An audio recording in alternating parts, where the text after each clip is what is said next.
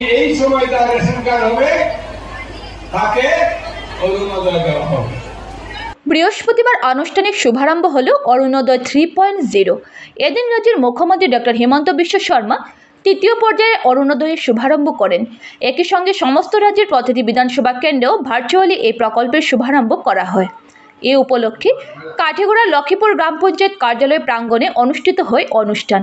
কয়েক হাজার মহিলার উপস্থিতিতে অনুষ্ঠিত এই অনুষ্ঠানে মুখ্য অতিথি হিসাবে উপস্থিত ছিলেন রাজ্যসভার সাংসদ মিশন রঞ্জন দাস, বিধায়ক খলিল উদ্দিন মজুমদার, কাছাড়ের অতিরিক্ত জেলা আয়ুক্ত অন্তরা সেন, প্রাক্তন বিধায়ক অমরচাঁদ জৈন, কালান মণ্ডল বিজেপির সভাপতি নিত্যগোপাল দাস, বরিষ্ঠ বিজেপি নেতা বিপ্লব কান্তি পাল, সার্কেল অফিসার ডক্টর রবার্ট টলর প্রমুখ।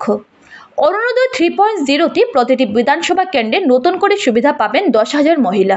এর জন্য একটা নির্দিষ্ট নিয়ম নীতি নির্ধারণ করে দেওয়া হয়েছে। বর্তমানে অরুণোদয় পাওয়া মহিলারাও আবেদন করতে হবে।